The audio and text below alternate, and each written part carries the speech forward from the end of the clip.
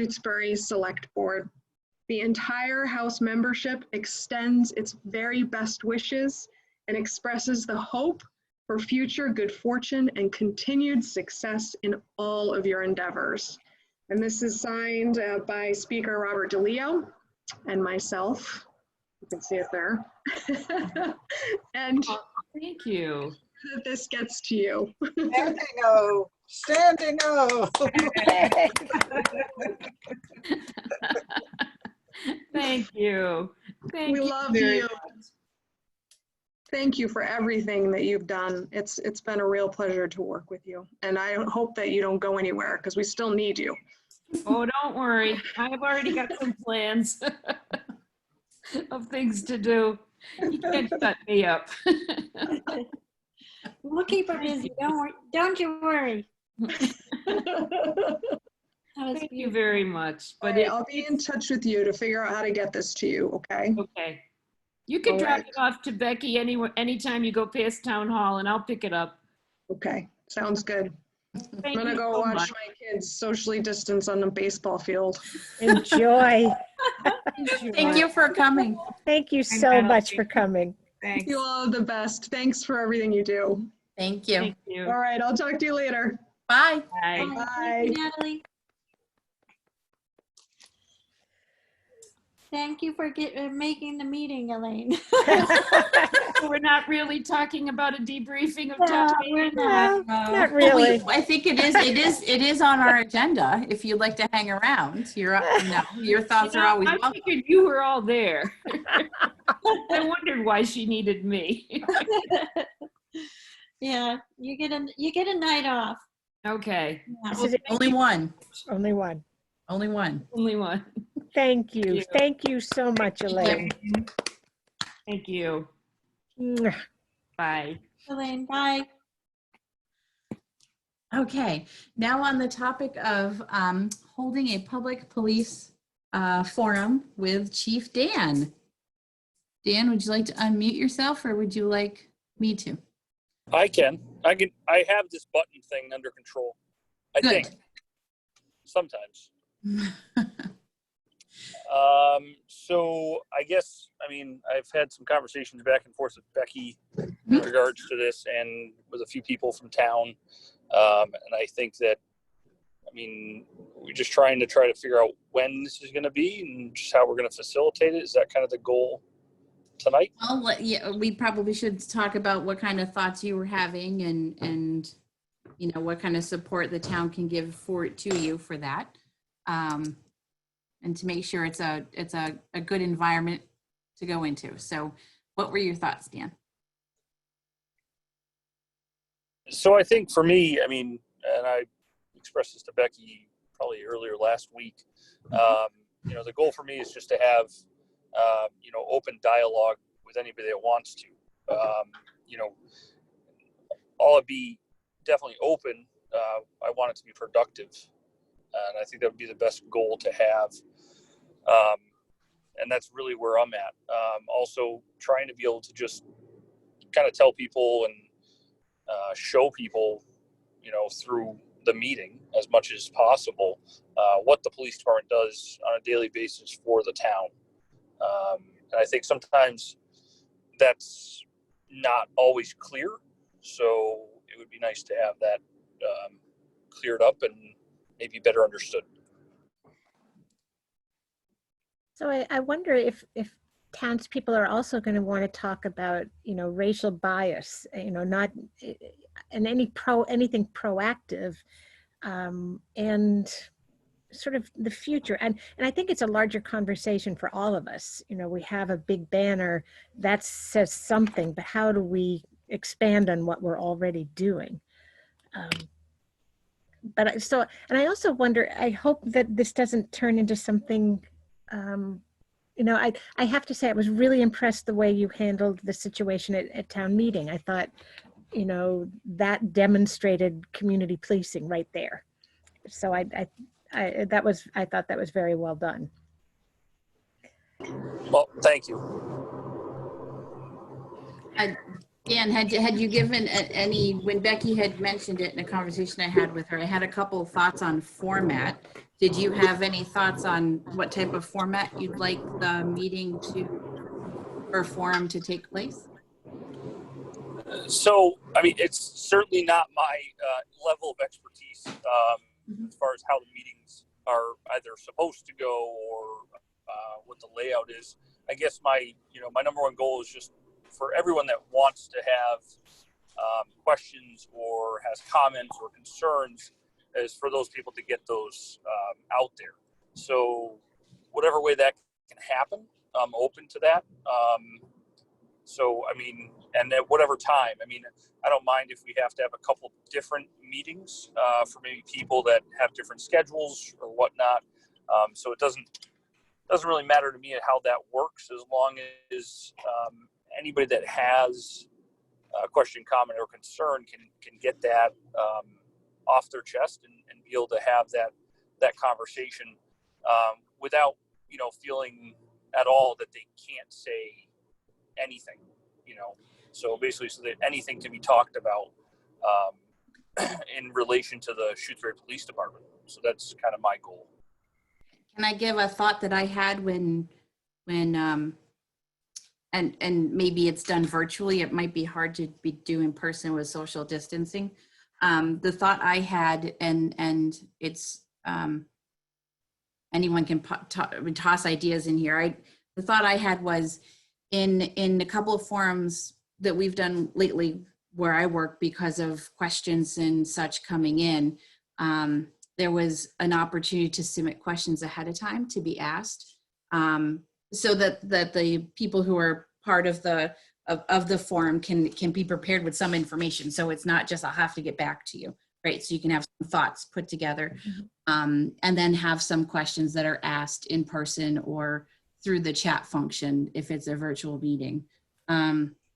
Those were the couple of thoughts that I had. I kind of tossing it to the group to see what kind of ideas, or if that floats like a good idea. I am worried with things that are going on in the country that it could downward spiral quickly, maybe, and we would want to be prepared, in that. And I know Dan handled that question really well at town meeting, so I'm not really worried in that sense, but that there's some sort of a question answer period that's a little bit that flows nicely and such. So those are my thoughts. I don't know what other people have.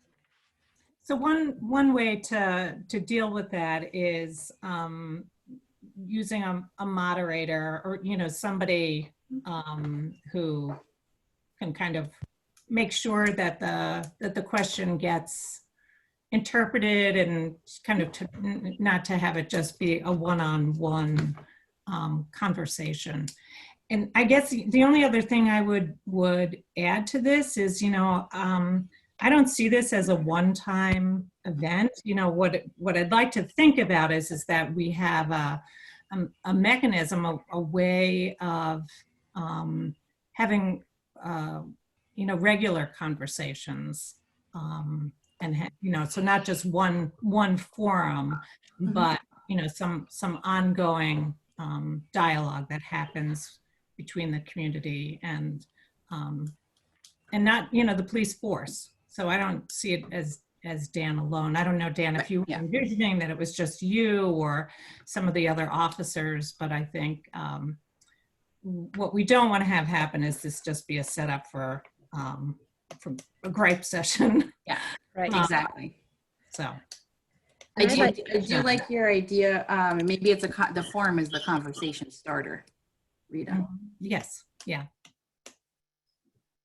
Yeah, I like the idea of having questions submitted beforehand. I think that's a really good idea. And yeah, just get a moderator or a facilitator, perhaps. Facilitator. And neutral.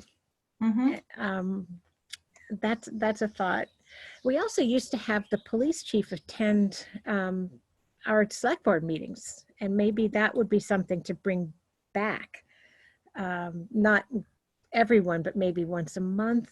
And so then on the public agenda, the chief, it's just sort of keeping that openness alive, I think. You know, maybe it's not a bad idea, April, with that thought. I know I'm running off on a different thing, is maybe, you know, having the fire chief check in equally, you know, Yeah, occasionally too. Yeah. they're safe. Yes, absolutely. Just our safety personnel.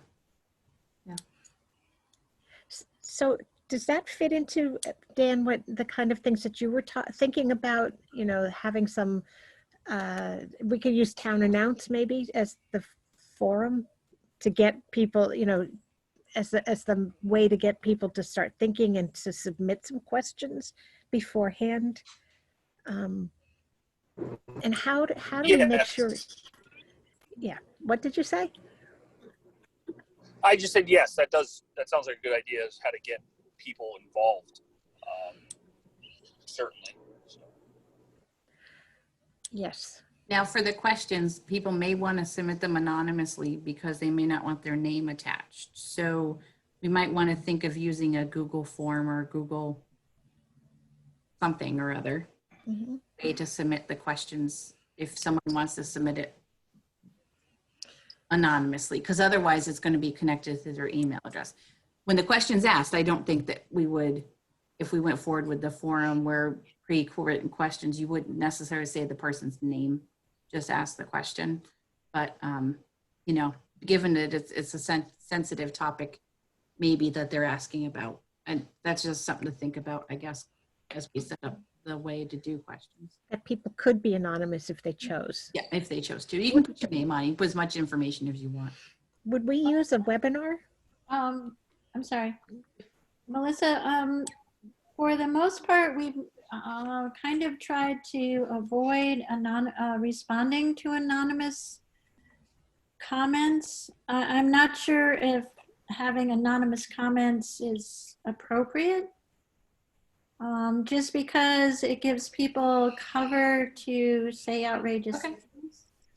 I don't know what other people think, but we found that, number one, you can't respond directly to the person, which I know Dan likes to follow up if there really is a major concern.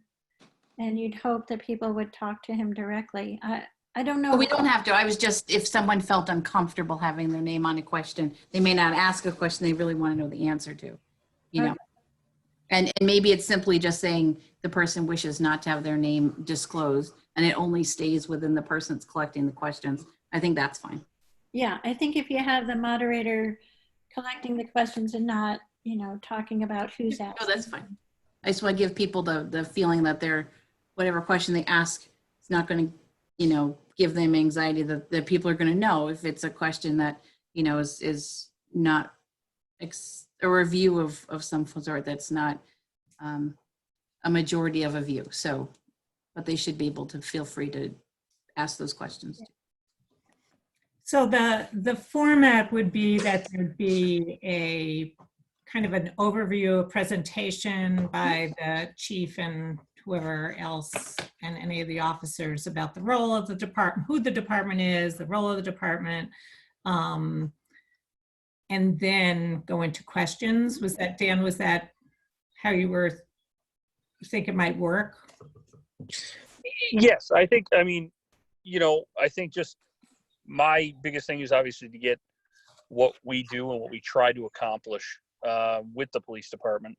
And then, yes, I think any questions after that, either in reference to what I talked about or, you know, just previously, you know, submitted questions or whatever it may be. You know, I just want to make sure that everybody has a chance.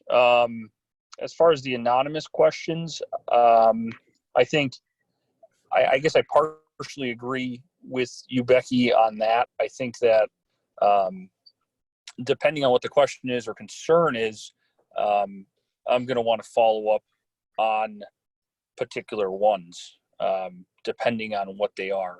So that would be my concern about it being anonymous and it not being able to follow up and try to, if there's a real problem and I can't solve it, that's going to be frustrating for me. No, that's fine. Dan, maybe there's just a way to keep that information from public viewing, you know, with the moderator so that you can follow up with that person. Right. Right. And I don't know. I mean, I certainly don't know how that works, but as long as the questions are able to be asked and, hopefully, what I'm trying to do is by doing this, and I think is to have this open dialogue and have it so people are comfortable. So that would be the hope that they would be. Melanie, go ahead.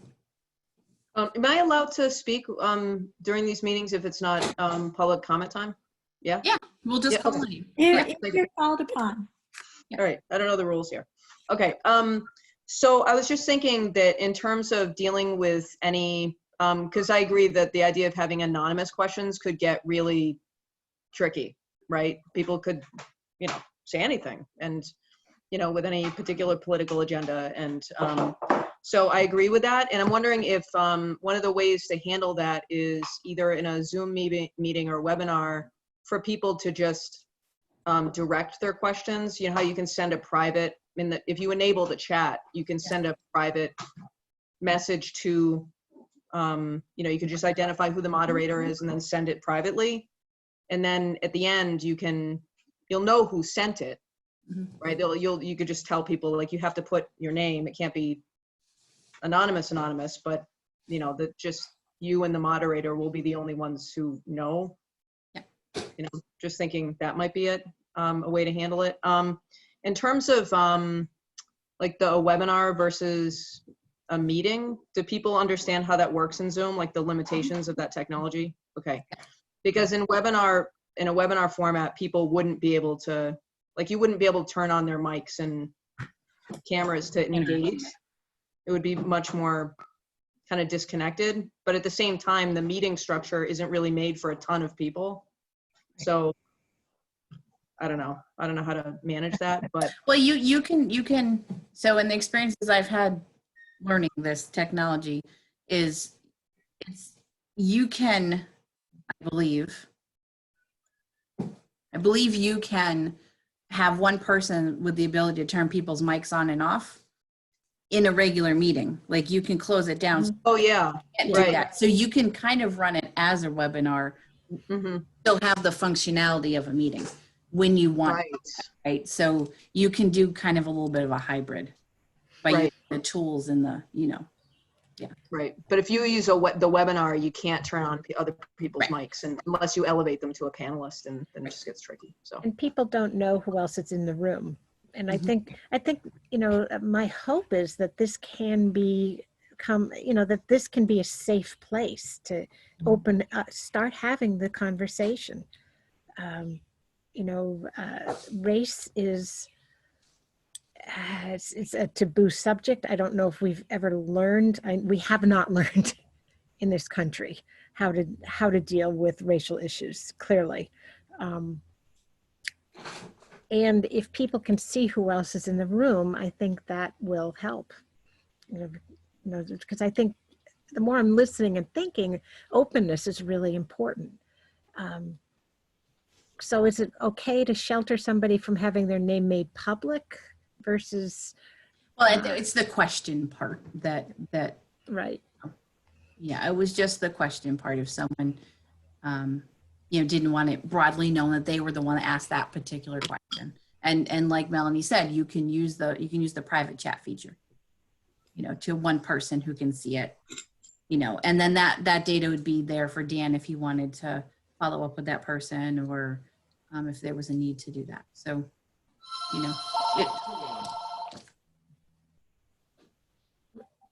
it's beyond, it's Jesse. It's beyond, it's not anonymous, completely anonymous. Does anyone have a thought who the moderator should be? Penny? Raised her hand. Oh, go ahead, Paul Penny. did such a good job at the town meeting. I think he presents a very neutral and calm and thoughtful. Okay, guys, I have to excuse myself for one quick second. Can I talk? Yeah. I had one thought, just a thought here, about anonymous questions. That Dan, you want to follow up, but what if people don't want you following up not in a, because there's so much confusion with what's going on that sending their name to you might be the problem asking the question.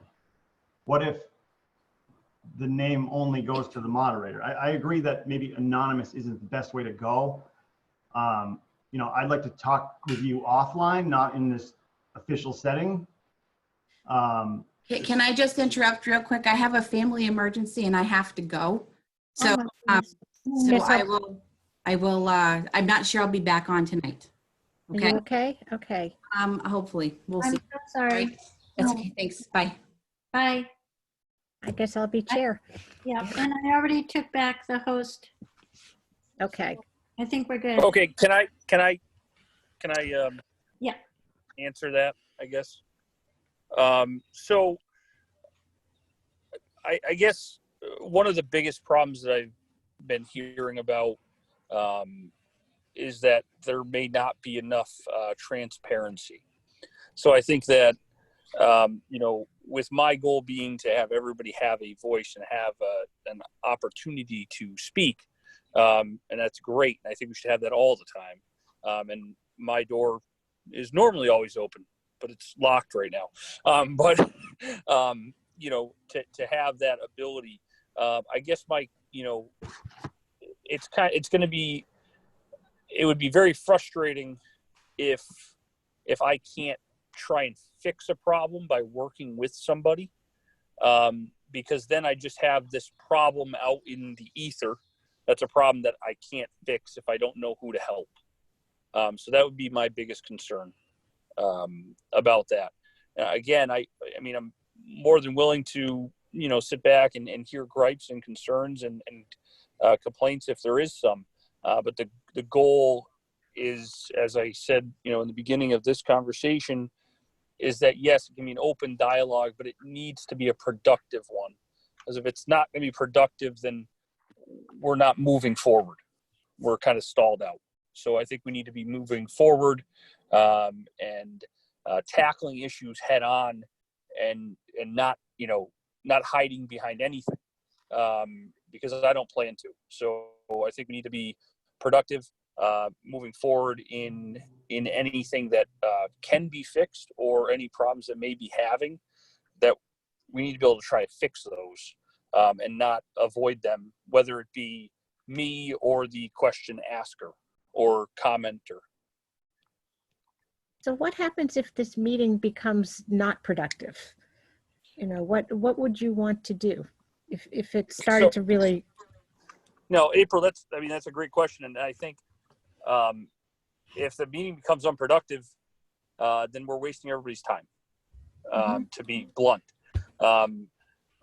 The goal is my goal in the meeting would be, okay, person A asks a question. I have an open dialogue with that person until we, you know, either we, because it very well may happen, reach an impasse, or I'm able to say, okay, I can, you know, I will be doing A, B, and C in order to try to solve that problem. And if it gets to the point where we're not continuously having good open dialogue that's productive, then we need to either move on from that single question, or if it becomes, you know, a group, the group or the entire meeting where it just becomes unproductive, then we're not going to be moving forward. We're not going to be getting to the point of either understanding or the point of fixing certain things that somebody may think that need to be fixed.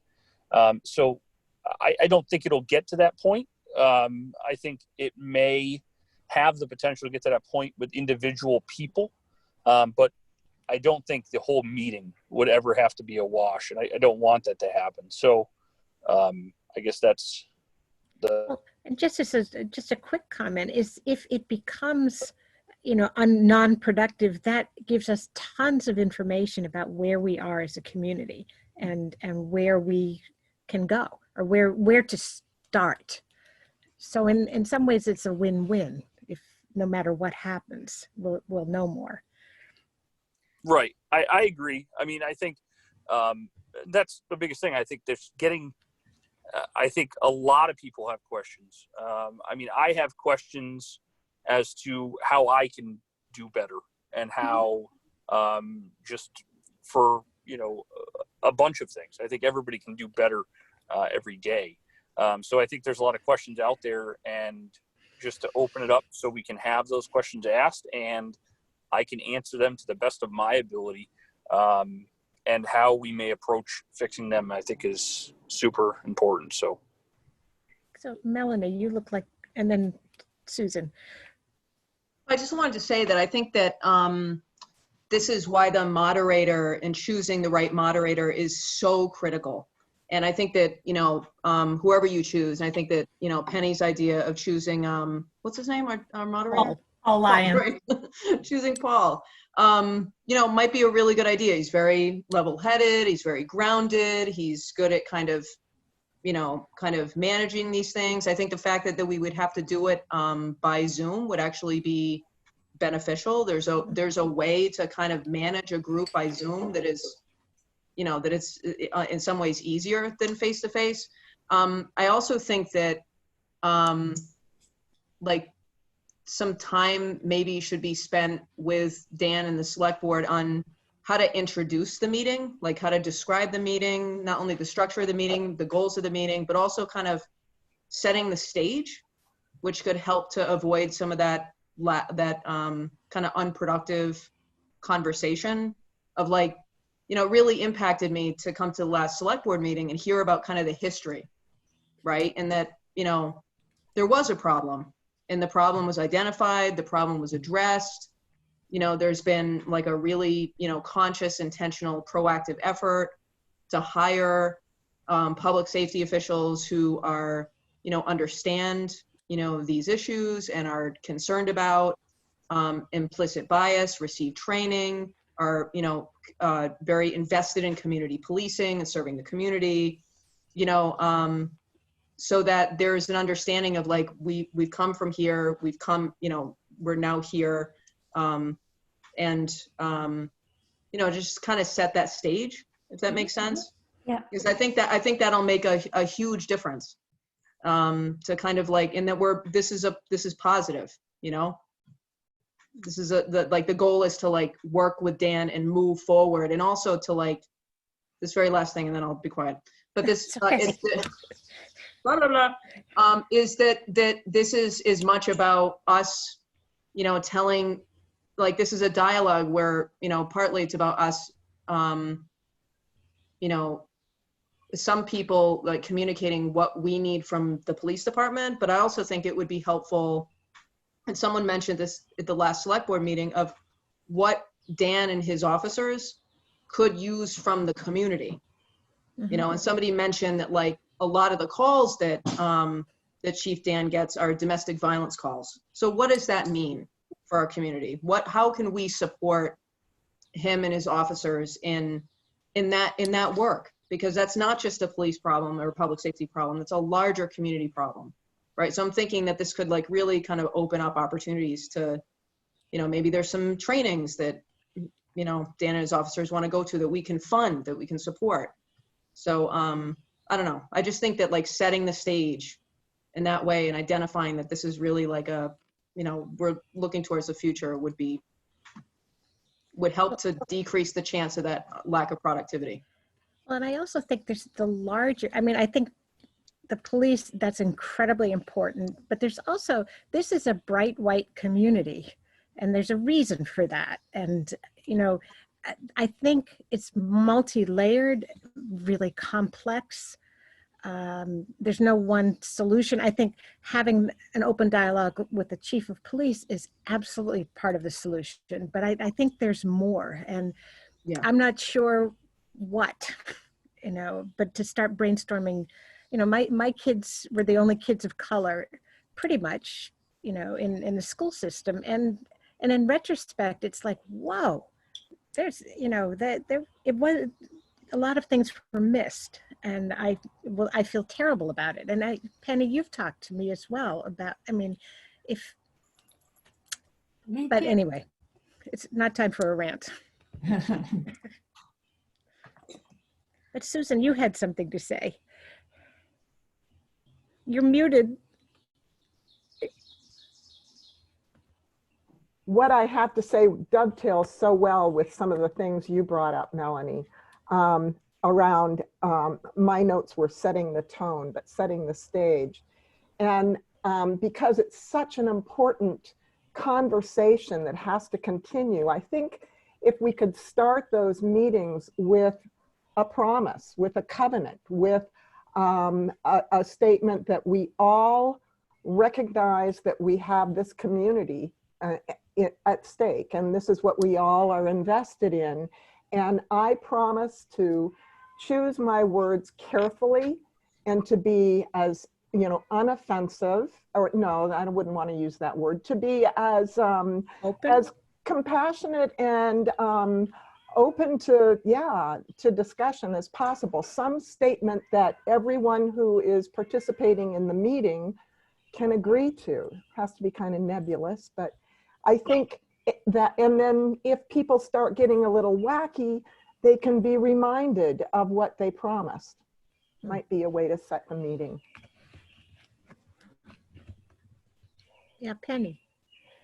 I was going to say that it's a meeting with the police chief and department, but my question is, do we have policies?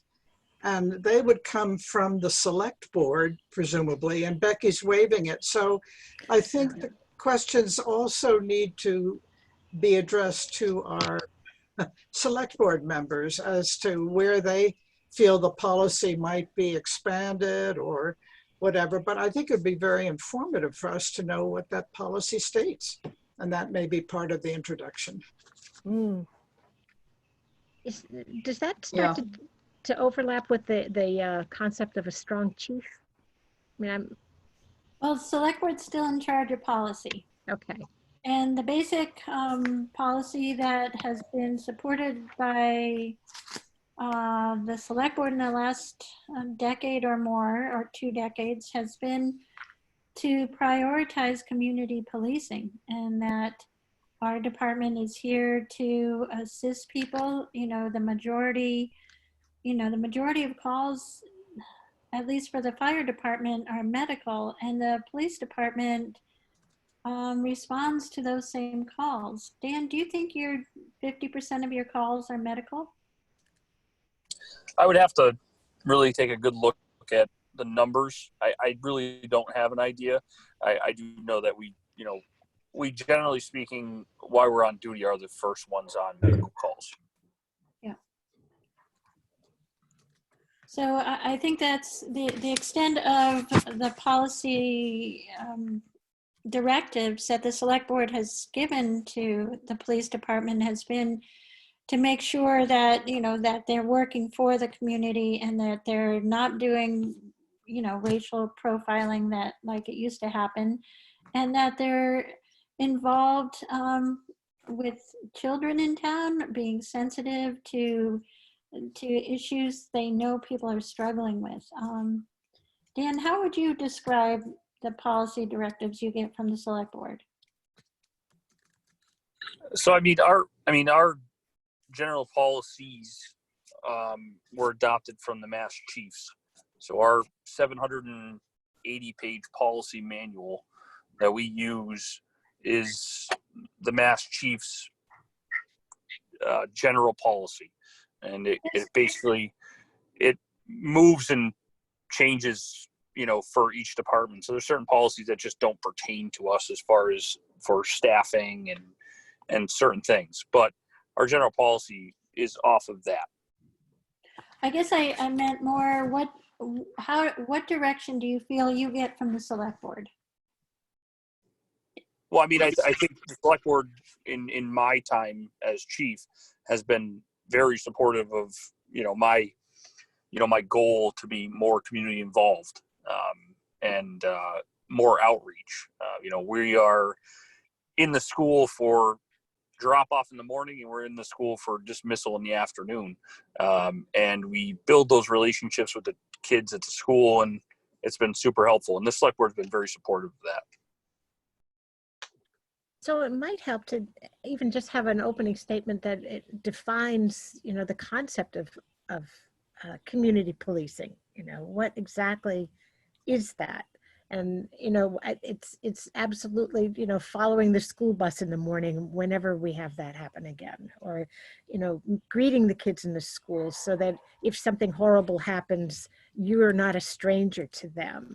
You know, I believe, weren't you having lunch at the school on occasion? Is that, if you did, you were lucky.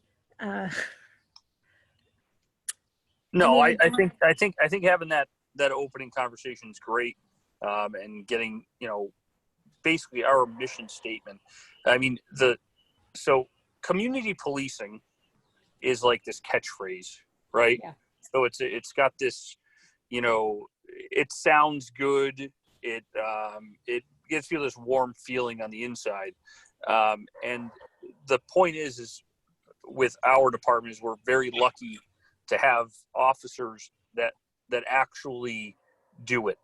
Okay, so we have officers that are actually out there and enjoy interacting with the community on every level, and you know, that's the most important thing. So you can sit there and say you're community policing oriented, until you have an officer that's willing to, you know, just for example, stop at, you know, driving around the lake and stops and has a 15-20 minute conversation with a resident just about, you know, current affairs around the lake. That type of stuff is stuff that actually happens. So, you know, it's super important to, if you're going to have that mantra, to actually execute it. So, you know, I think just making people aware of kind of what we do. Yep. Penny. Use of force. I mean, let's get to the chase here. We're concerned about weaponry. I mean, nationally, these are the things that are on our mind. Do we have a written or stated policy within our town? I think people want to know, you know, what is the police department's policy from that huge manual? I don't mean for answers now, but I'm just suggesting that as a subject, this will probably need to be addressed. Yeah. Community policing is fine, but you know, we've got situations where the police have to act with some sort of force. So, Right. So I agree. Gracie. I also think we need to be looking at this not just in terms of the police department explain, like someone said this earlier, not just the police department answering questions, but the police department and the community having an actual dialogue. So like we're talking about the school situation, and April, what you said about kids needing to know the cops' faces so that if bad thing happens, they recognize the first responder. That's really valid. I also know that I have childhood trauma that was related to police brutality. And when I was in the Shutesbury Elementary School, when Gary would come to bring cupcakes to my class at lunch, I'd go hide in the bathroom. And we can't control what kids who have experiences, maybe these kids are in foster care and they saw their parents get arrested.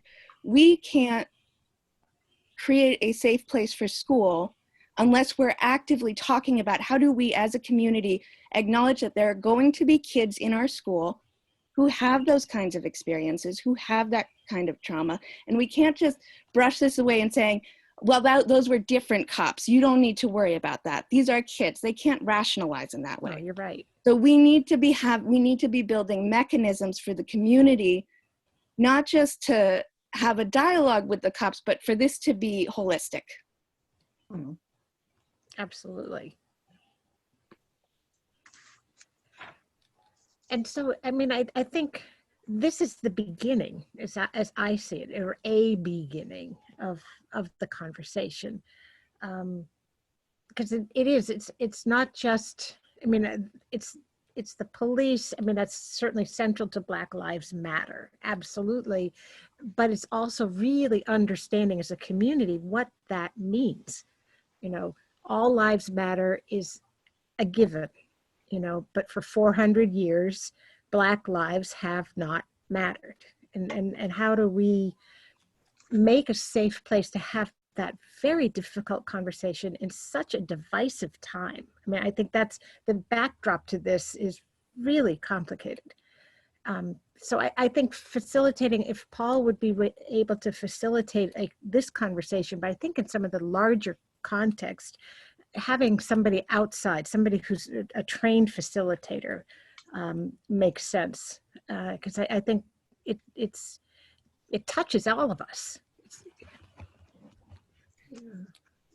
Yeah, I think it's very clear from this conversation that, well, we keep talking about sort of one, you know, one session, one forum, whatever, that it's a much, because there's so many layers to kind of what the police do and what the expectations are of the community, that sort of the first time we meet might not be going into any great depth, but maybe there are follow-up sessions that address kind of one topic, so that the first forum is really about the vision, you know, how the department is structured, what the select board's expectations are, their oversight, their role with the police department. You know, maybe some general questions, but then doing some follow-up, because it's not a one-time discussion. No. But isn't it awesome that we're having it here? I mean, I'm so proud of our banner. You know, and I'm sure that has promoted a lot of discussion in town, and that's as it should.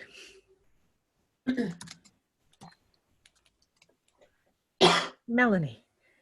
One thing really quick is that I was wondering, you know, I know at the last select board meeting I was talking, and Michael DiChiara was also talking about data, like what kind of data is collected and traffic stops and that kind of thing. And I learned recently that, doing some research on this, that, and Dan can speak to this more, but that the distracted driving law, the new distracted driving law actually has new requirements for data collection at traffic stops. And then every year there's an outside, I don't know when that's going to start being implemented, but basically the state has said, you know, in this law that there are certain demographic criteria, age, gender, race, that have to be collected at traffic stops when there has been a citation issued. And that every year there's going to be like an outside agency that reviews all of the data and identifies communities where they see a racial profiling problem or any other discrepancy that is concerning, that could point to profiling or discrimination. And that at that point there would be action taken to, contact that municipality and get more training, and, there would be some sort of action. So I think that, also just in anticipation of, that's going to probably would be a question that would be asked. And so that could be like a front loaded kind of like, okay, there's this new law, there's this data that's going to be collected, so we're going to have that data. So. Is Dan still with us? Yep. I think so. Okay. All right. I'm trying to take everything in. I don't want to I don't want to have the trailer turn into the movie. So,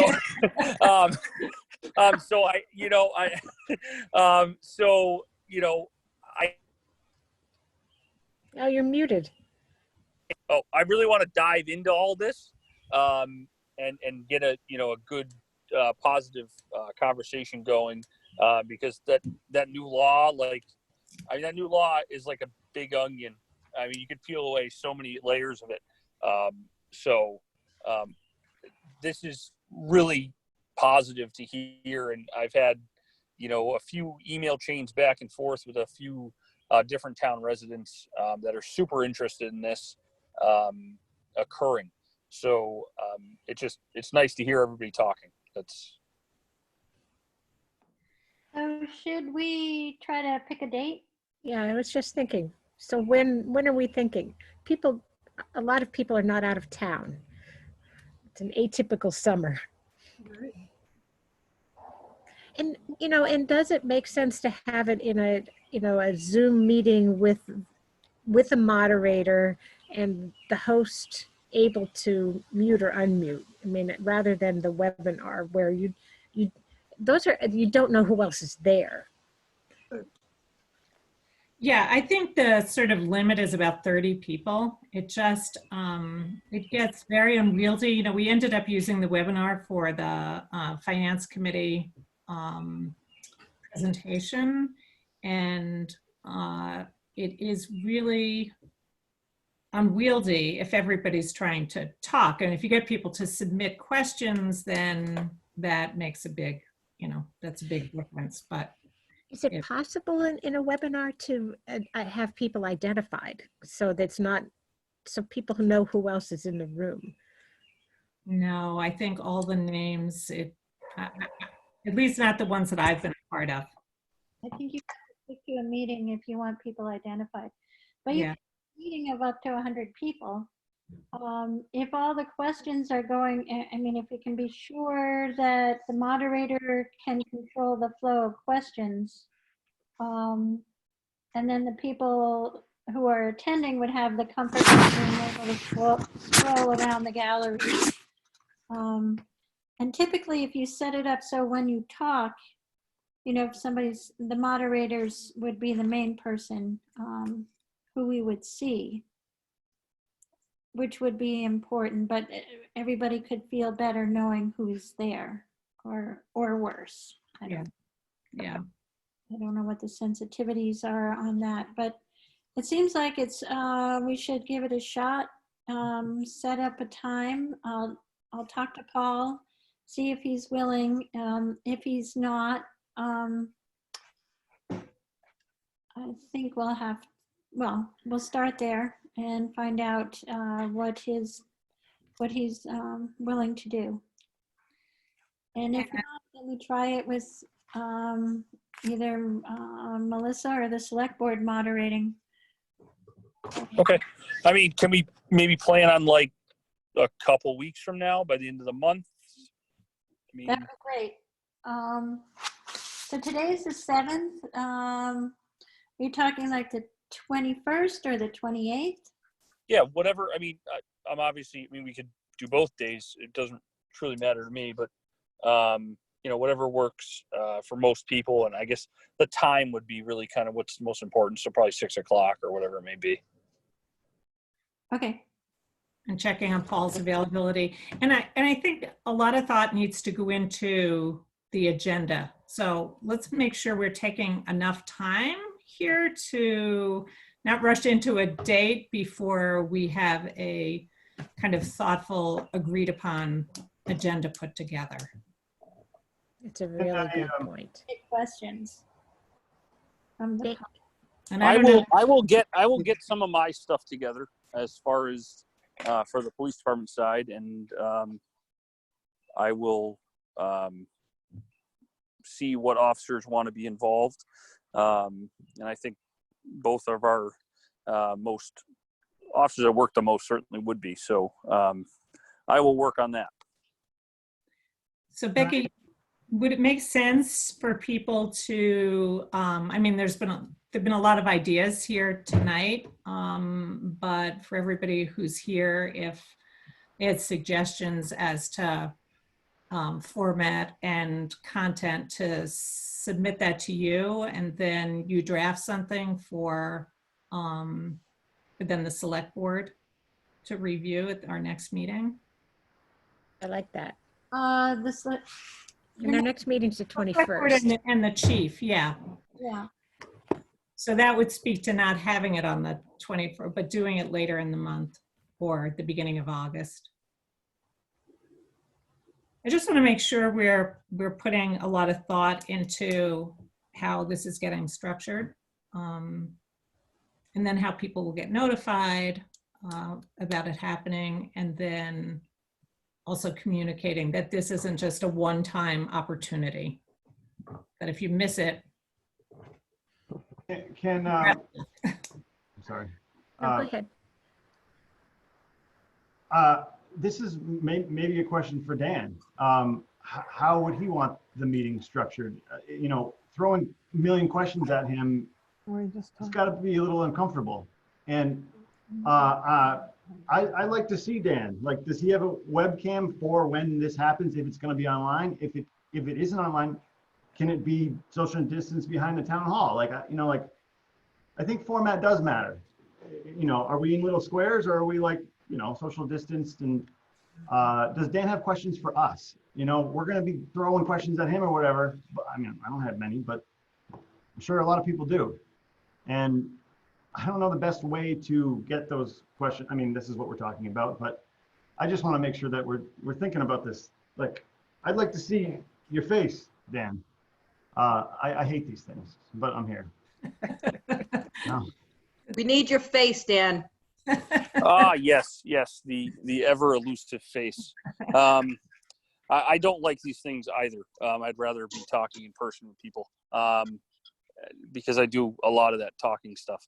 But yeah, I mean, I will have certain questions, but I guess I'm gonna reiterate what I said before.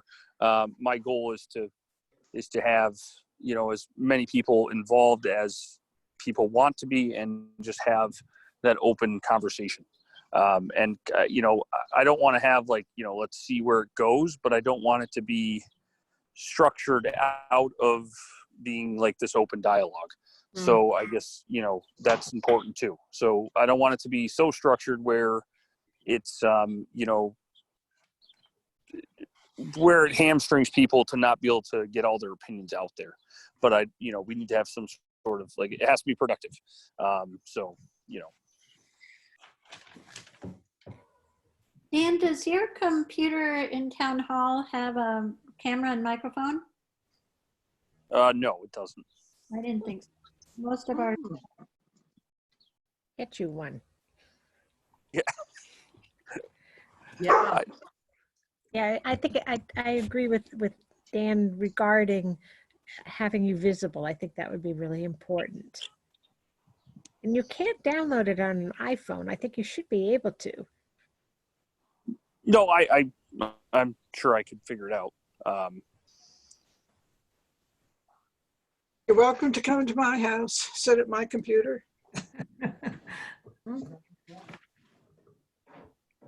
We'll make sure you have something to use. We'll make sure you get a laptop, Dan, so you can be. Okay. Because I imagine you often on the tractor when you're at these meetings. Yeah. That would be calming. So we have issues to sort out. I know some people, Dan, the folks that you've already been in conversation with, are they hopeful to meet with you as soon as possible? Do you? Yeah, the last I heard from those people, they were going to get in touch with me. So I don't know where that stands right now. I could certainly reach out to them and find out. Okay, because it would be helpful to do a little more planning and create a, you know, make sure we have Right. a structure. Right. I think between the two of us, we can certainly figure out the best approaches to get as many people as we can involved. Okay. okay, Okay. I think we're on the right track. I think so. Back to the tractor.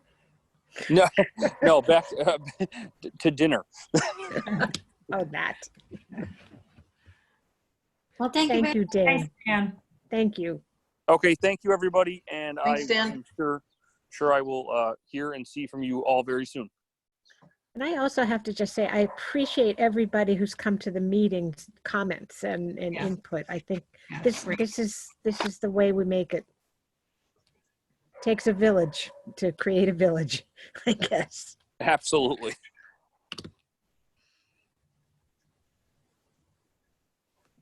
Okay, so I did learn from Melissa. I don't believe she's coming back. Just so you know. Okay. Yeah. Thank you, everybody. Thank you, Thanks, Dave. Sam. Thank you. All right. Have a good night. You too. Okay, you too. Thanks. Hope things are okay for Melissa. Okay, so I know it feels kind of unsettled, but I think by the time we go back through the notes and really appreciate everybody's input and having we definitely need the time because the select board also has to talk about, especially with the board's always changing, and just to discuss what what authority the select board really has in relationship to the police department. We have the structure in town is Dan is a strong chief. We've had a strong chief for about 30 years. And that means the select board's authority over him is pretty much, it's restricted to policy. Hiring and firing of his personnel is, I mean, the select board does weigh in there, but he has the final say.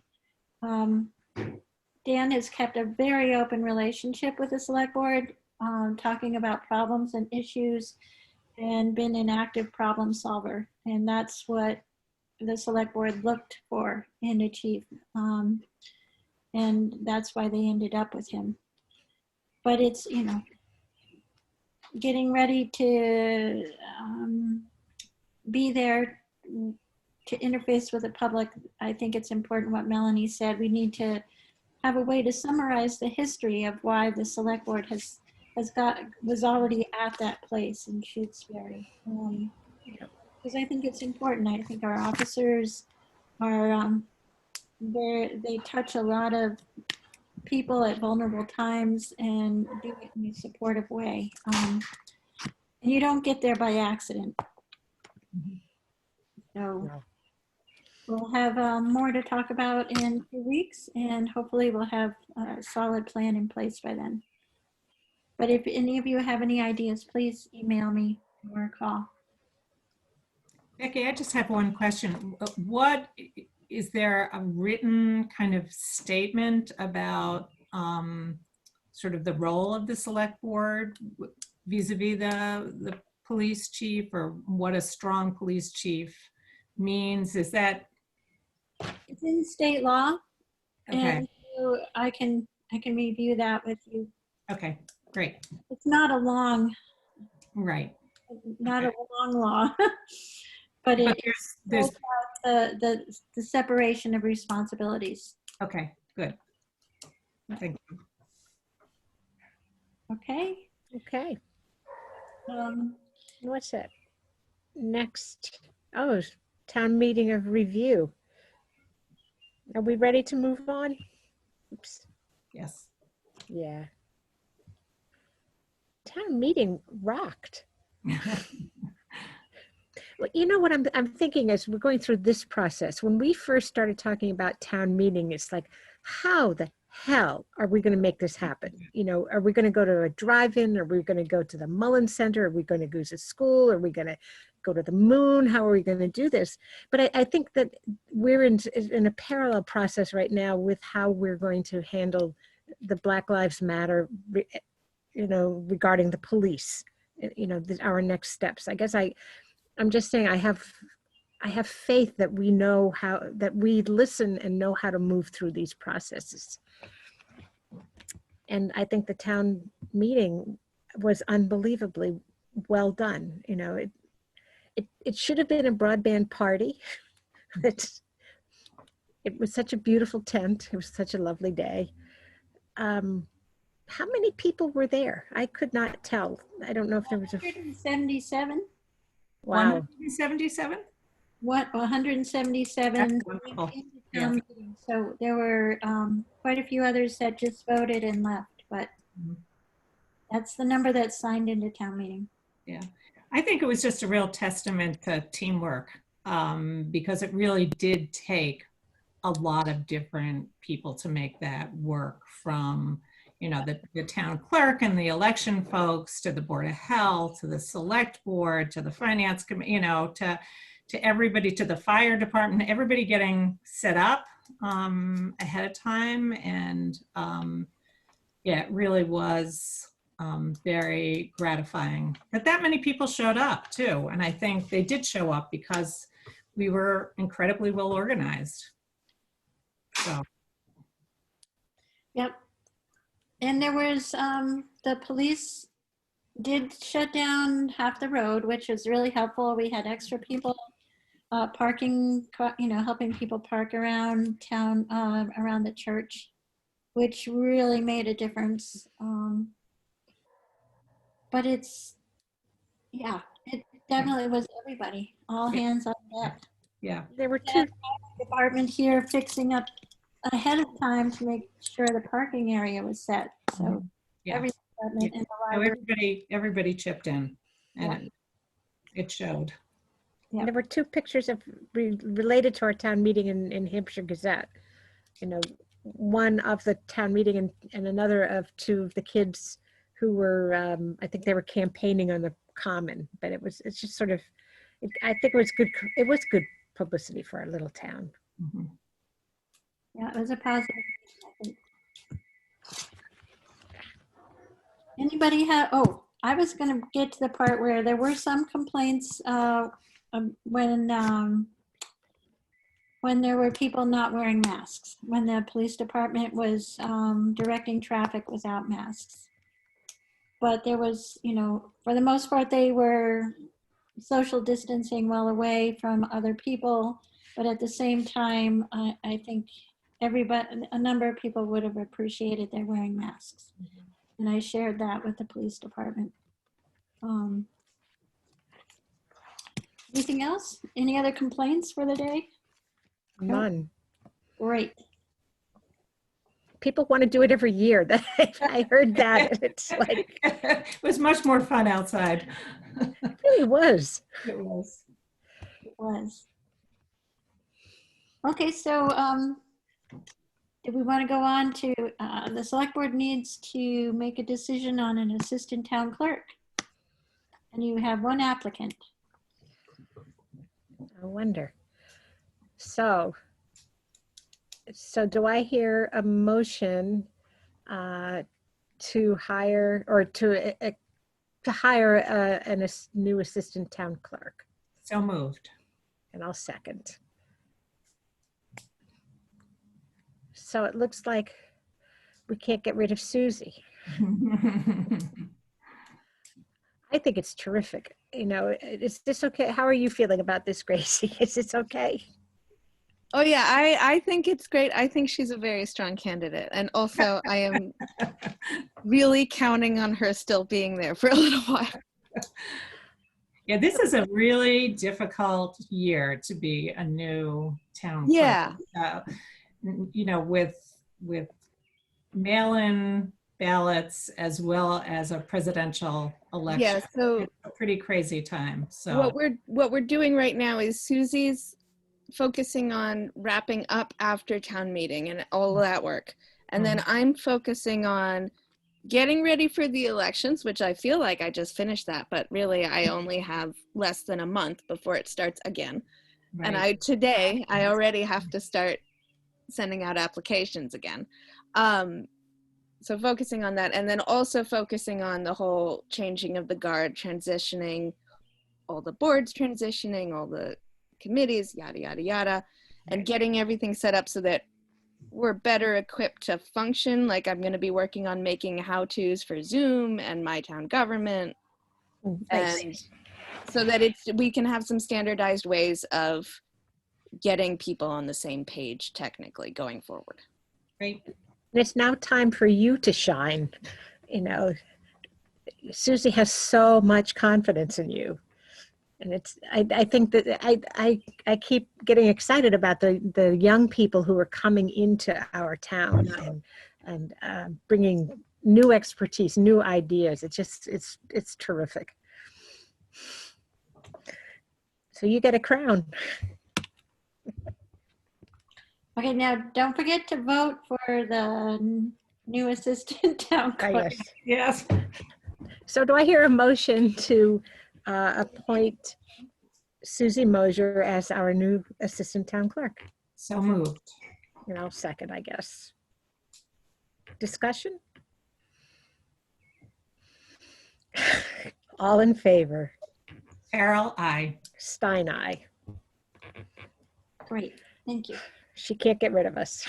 That's great. Okay, what's up next? Updates. Okay, are we all ready down there?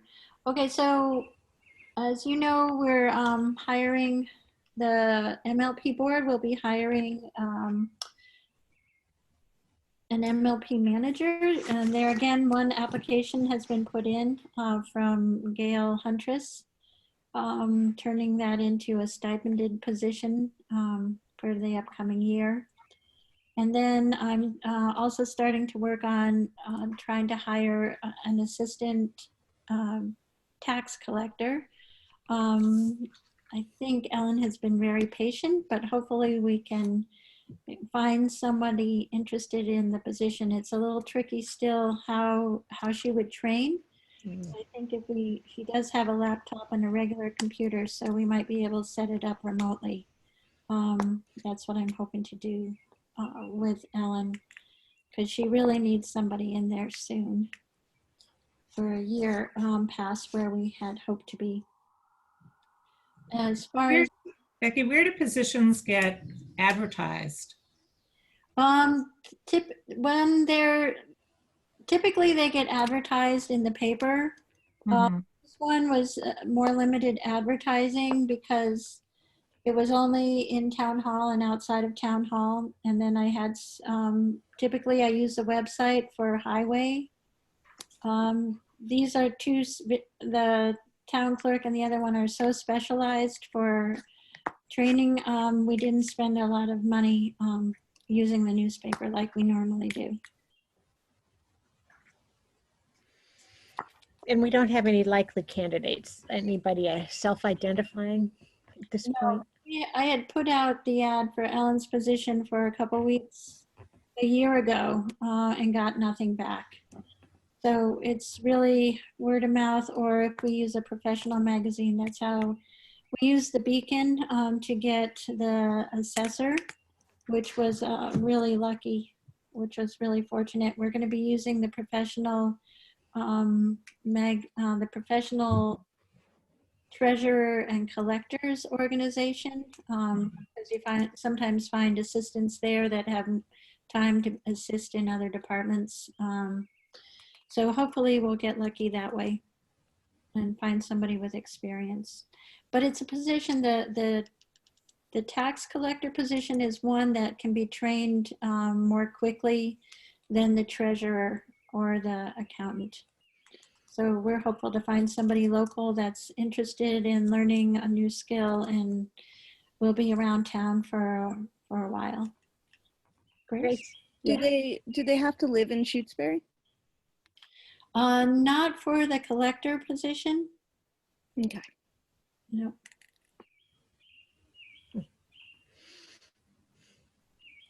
But we're always happy when we get a in-town candidate. Yes. So if you know of anybody. Other things happening around town hall. It took 5 days to clear the field of annual town meeting remnants. It went together a lot quicker than it came apart. We only lost two tents. Well, one broken Board of Health tent in the big storm, and then the fire department's tent broke. So that's all been resolved. We have the MVP grant is getting back on its feet, and we're going to be having another listening session for people to review the report that's been written.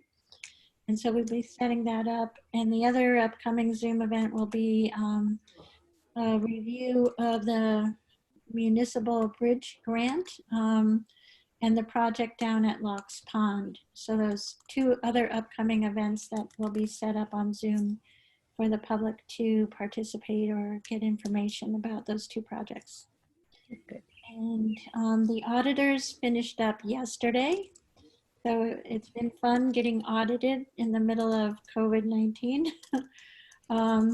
So things went well with the audit. We'll get the news report probably in 2 or 3 weeks.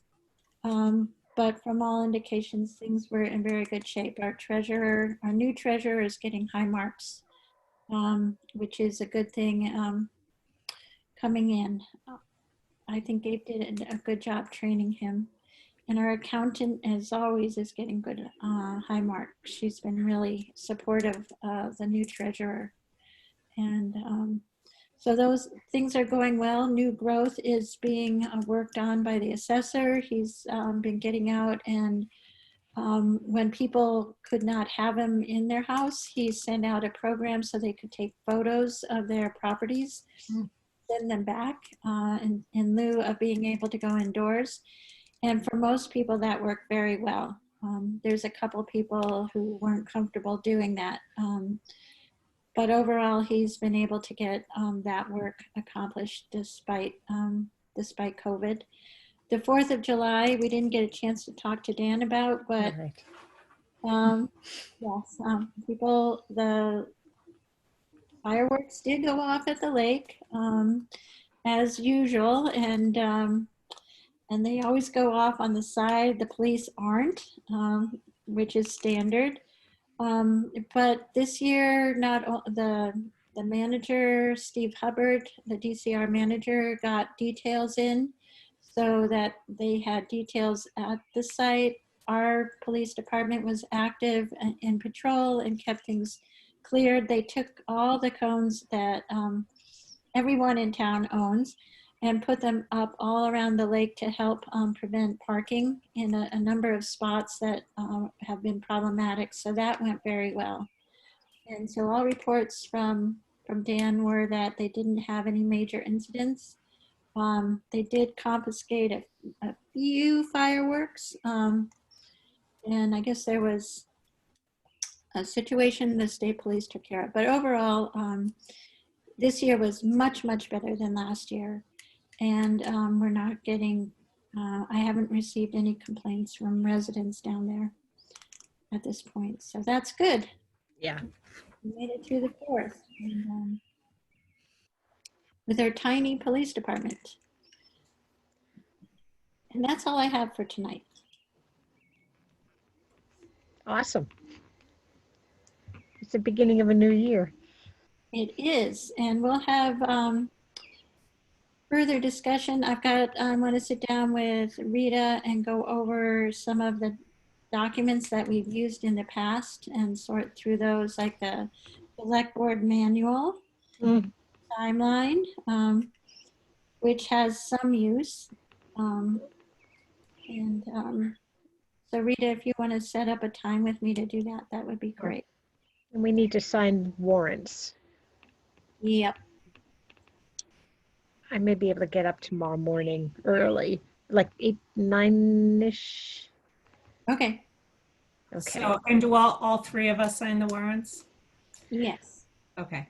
We only have to have 2 signatures. Actually, we only have to have Melissa's signature at this point, because when we went into COVID, the board voted. So I guess we'd have to retake a vote. That vote's probably no good anymore without the board. So we need at least 2 for now.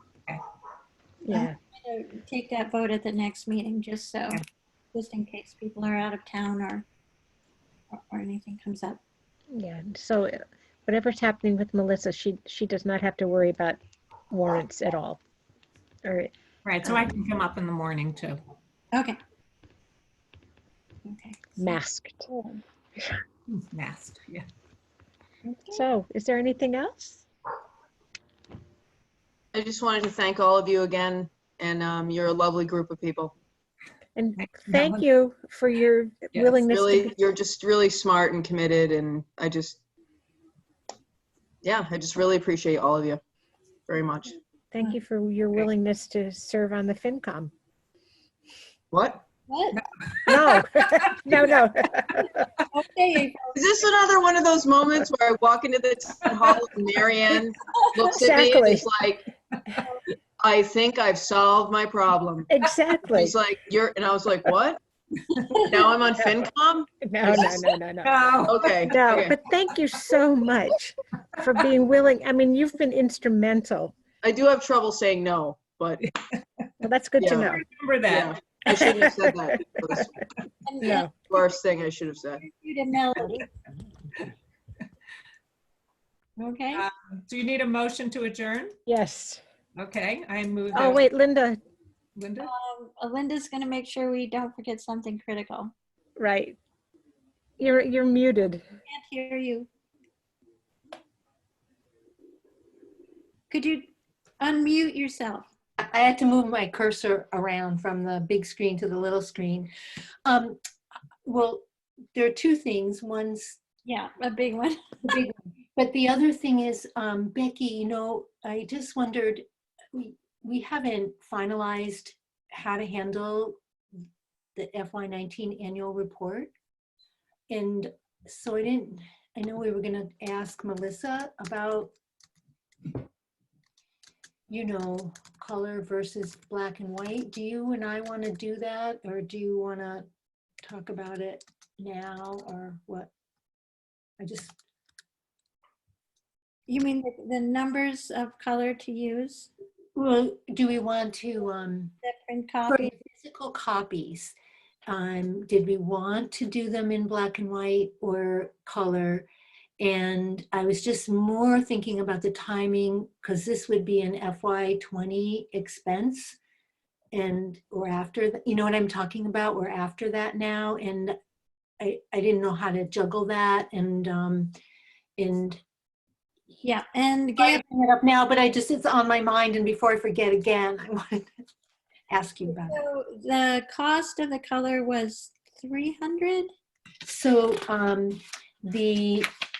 for 100, so we're talking about how April and Rita and everybody else who's interested, we're talking about the annual report that usually debuts at annual town meeting. And there is for the first time ever, there's a digital version, which is as soon as the town clerk and assistant town clerk have space, they'll upload that to the website so everybody can look at it. But we are going to make some physical copies. And so because it's digital, there's color inside, color photos. And so if we have a quote from Collective Copies for 100, which gives all 5 price breaks. So with 14 interior pages with color, it's $1,314.25. If it's gray scale, then with a color cover, which we standardly have been having for the past 5 years, it's $891.75. That's $300 difference. Yeah. For 14. It's about, right, 13 versus 1,300 versus 1,300. $400 difference. 500. Yeah. How does it look? How does the color, how does that color copy look? Well, we're going to have a color cover, but the interior, all of it can be grayscale. I should say that Janice Gray helped me with the digital version, because we certainly weren't prepared to do that. The circumstances required us to do it that way. But anyway, the broadband committee did an extensive report and has a lot of photos in it. And then there are some other photos that Janice Stone did that are placed in certain places in the report. So there are 14 pages that have some color on them. Out of, I think there's almost 100 pages. So you know, it's going to be grayscale and they'll be fine. It's just, it's an option Color. we've never had before. I'd say grayscale is fine for me. I mean, if people want to see it in color, they Yeah. can. It'll be digital. Yes. Yeah. I mean, at that, each one of those reports is costing us $8, right? Grayscale, if there are 8 reports and it's $800, 100 reports. 100 reports. I mean, at 100. So yeah, $8, $8.91. Yeah, that's a lot, right? Okay. Yeah. I see. would be okay, especially because there is a digital copy. Yeah. Okay, great.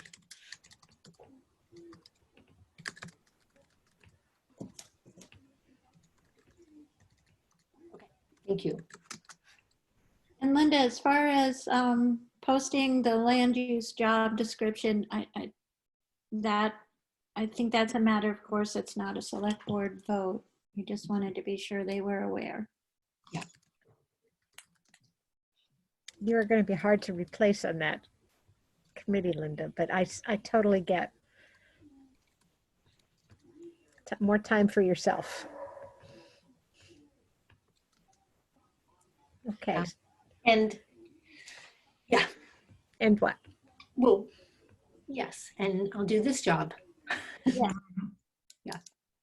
So I will, you know, I'll be able to help with training a new person.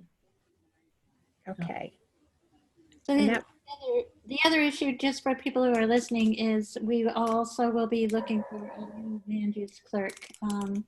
The posting will go up tomorrow. And we'll get that one in the newspaper and maybe in the Beacon. Because it's, again, a more specialized skill. At least we've been spoiled with specialized skills. Yes. A long time. So. And there's quite a bit of activity anticipated coming up. Yep. All right, I think the motion to adjourn. Yes. All right. You made it, right? Yes, we made it. And you seconded. And yes, so we want to vote on it. Yes, absolutely. Farrell, aye. And Stein, aye. And thank you so much for being on the board. And you guys, thank you so much for being Yeah, here. thanks everybody for coming. Yes, it's lovely. It's awesome. Good night. Good night, everybody. Thank you. Bye. Thank you.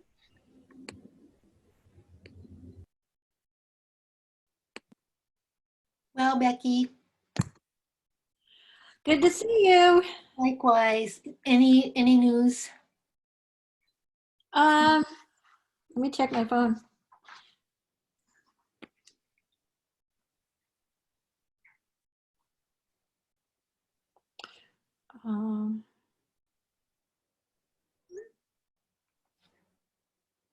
Nope.